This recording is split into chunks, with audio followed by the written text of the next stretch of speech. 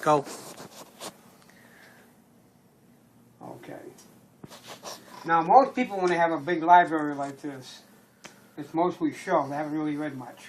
But what I've done over the last 45 years at least, I've read this. I've read this. I've read this. I've read this. Parts of that. You're going to have to pull the books out so we can see them and tell us what they are. Okay. Gotta make it difficult. I've read this one. What is that book? Secret Establishment. Skull and Bones.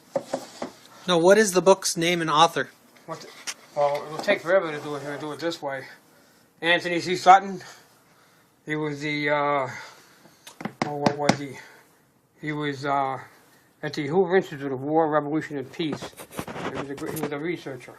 He did a lot of other works concerning socialism, the big corporations, financial institutions, and how they financed Nazism and communism and actually built them up. I read this, Conspiracy Against God and Man, begins with the Illuminati. Who wrote that one? A guy named Kelly, he was a priest. And The Great Deceit, published way back in 66 or 64. It's about the Fabian Socialist Society. Began in England. It came to America in the 1880s, and then under the name of the American Collegiate Society. What is that picture on the front there? That is a wolf in sheep's clothing, FS Fabian Socialism. And there's a stained glass window that the Fabians have in England. If I can find it now. Here it is. Bernard Shaw, I think it's Sidney Webb. They got the earth. There's a fire down here. They're heating it up and remoting it to the heart's desire. That is creating a one-world socialist order. Down here you have members of the Fabian Socialist Society. It's got the names for them. And they're worshipping the writings of various socialists and even Karl Marx and Frederick Engels. Their books are in this pile. And it says here, pray devoutly, hammer stoutly.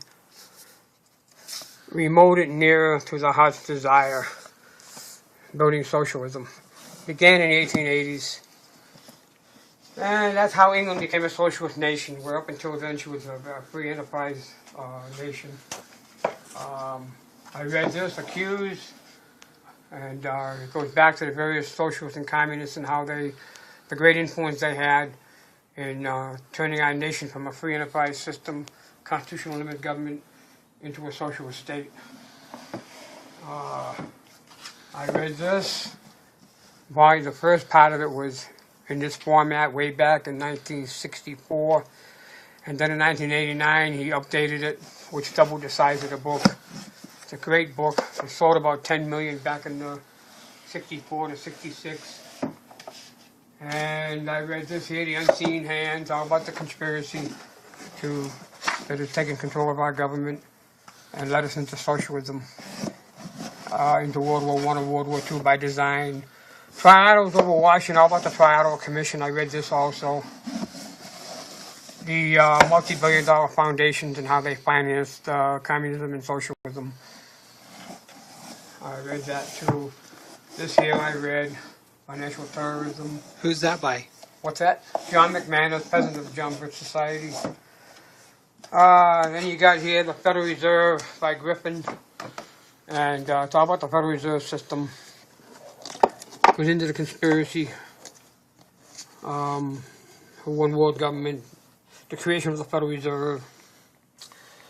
And I read a lot of, this here consists of various books that are all compiled together, some of which I've read. And they got titles like, oh boy, California Report on the John Birch Society, Investigative Report back in the early 60s. I read that. Let me see. It's too shiny. Let me see. America's Peace and Victory, I've read that one.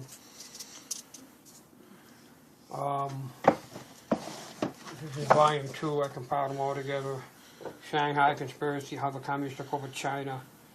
The People's Party, the Supreme Court, how it has by its decisions have been helped to increase the power of the federal government over the states. Talk about Kissinger in that book. What's that? It's got Henry Kissinger in that book. No, this is much older stuff.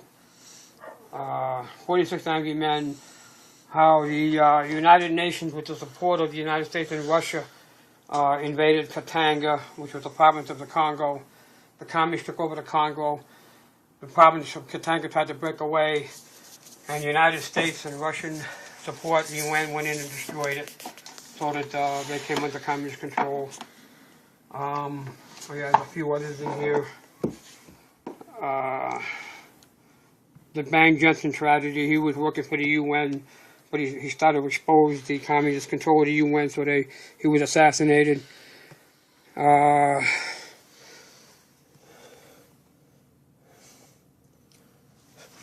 So these are old documents going way back to the 60s.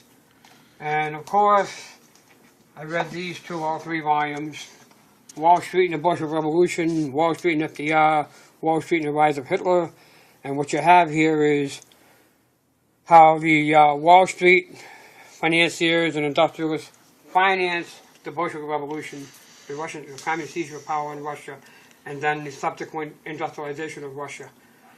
Wall Street and FDR showing how FDR was controlled with the puppet of the Wall Street financier and industrial powers, and then also how Wall Street, with the help of the federal government of course, financed the rise of Hitler and the economic and military buildup of Nazi Germany. Fascinating reading, true history. Let me see here. World Without Cancer, I read part 2 of this. Has to do again with similar subject that we have here. The best money, the best enemy money can buy, by Anthony Sutton, showing how again we financed the industrialization of Russia through economic aid, financial aid, and the building of factories and industrial complexes in Russia with the support of the U.S. government. National suicide, it's the same thing, but more detail. The military aid to the Soviet Union, how doing so turned Russia into a world power. The Song of America and the Last Great Nation on Earth, this has to do with the Council on Foreign Relations and the movement for world government, the elimination of sovereignty of the United States. The Fearful Master, it's about the United Nations, and how when we formed the UN after World War II, at the end of World War II, when they had the meeting at the founding conference, you had the American delegation headed by, at the founding meeting, headed by Alger Hiss, who was a Soviet agent. And in the delegation of about 40 people or so, many of them were key Soviet agents. And then, of course, the Soviet Union sent their agents over and took a major part in forming the UN. So what you had was communist Soviet agents in our American delegation and Soviet officials coming in, working together with them to create the United Nations, which is the framework for a world government. And what's interesting about this is that whenever the communists create terror or destroy a nation, create a war, the UN never stops it. It never intervenes. Once the communists take over, the UN ignores it. Doesn't matter how many people are murdered. I read this here. This goes back, about 2006 or so. And in here there was a precursor to, they were warning about the coming economic collapse, which took place in 2008. And now we're about to see another one. The Rise of an Epic Financial Crisis by Bill Bonner and Addison Wiggin. It was a real eye-opener when I read it. After reading this, I just knew that in a couple of years, which was 2008, that we were going to have an economic financial crisis, and we did. Also, you have the United Nations conspiracy. There's more information on the UN, the communist control of it. Global tyranny, step by step, again about the UN, the communist control of the UN, involved with the Council on Foreign Relations. Freedom on the Altar, again about the UN, changing commands. It shows how whenever American forces go overseas, in the Korean War, the Vietnam War, and the wars since then, our troops are under UN command, not American command. Which is the reason why we don't wear Robert, those. and Okay.